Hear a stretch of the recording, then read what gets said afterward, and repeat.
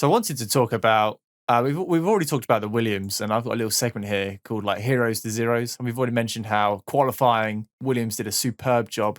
I can't remember the statistics, so I do apologize, but it's the first time since I think 2014 or 2015 that both cars have reached Q2, which is obviously fantastic. We mentioned how in previous podcasts how the team's under new ownership, and we were expecting to see slow but sure results over the next, or slowly but improving over the next season or two. It's really good to see that they're both in heading towards the top end of the field, which is fantastic. Russell keeps up his 40th qualifying streak against his teammates. So obviously not the first session, because that was a little bit of a shock for everyone, but he finished qualifying ahead of Latifi and finished. That's 40 times he's done that. But then double DNF. So Latifi lost it on lap 1, went off where everyone did on the formation lap and managed to keep it out the gravel. Has a nice bit of sponsorship there on that corner, so he managed to keep it back on get it back on the track, and joined the track and just happened to cut up Nikita.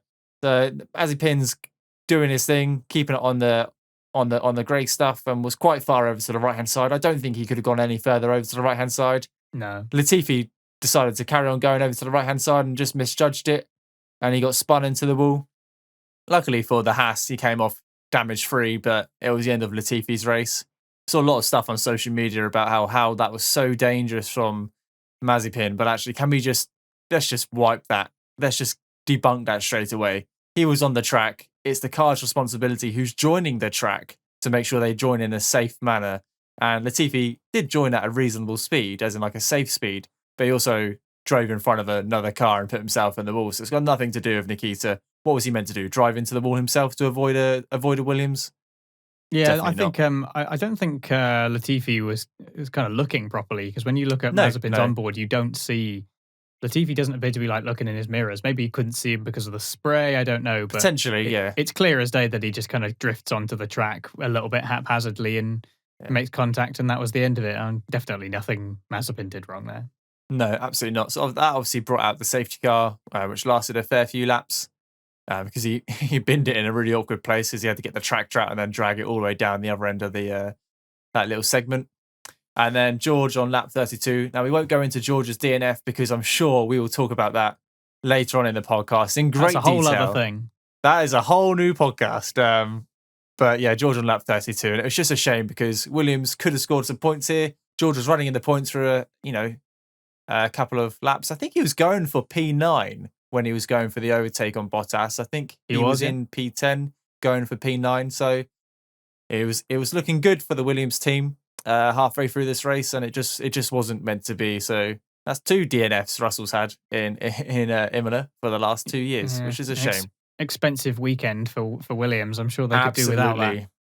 Absolutely. But otherwise, it was generally pretty good. Latifi was obviously out early, but it was Russell still had the fight in him. He got past Gasly for P10. Gasly, we already mentioned AlphaTauri, a bit of a lost potential for them. Why they kept Gasly on those wets I don't know. Long. I really don't know. Betting on the rain sticking around and it didn't, of course. Yeah. So that Gasly was plummeting down the order. Russell was able to take advantage of that, as he should be able to. Like, those are the situations you need to be able to take advantage of in these situations. And Russell, to his credit, other than the incident later on, was keeping it on the track. He was being consistent. He did have the pace. Yeah, it should have been at least some points on the table for Williams today. So it's disappointing that what happened. And they come away with it, not just with no points, but also with 2 completely wrecked cars to deal with. Yeah. And I'm sure that they could really do without that. And who knows how competitive. Obviously the midfield is very competitive this year. So the chances of Haas, Alfa Romeo, or Williams getting into the points is quite low, because the other teams are so tight at the moment. Actually, those points could mean a lot towards the end of the season. Like last year, it was 8 points separated the bottom 3, the difference of millions and millions of pounds. So let's keep our fingers crossed, and hopefully they can bounce back and do a little bit better.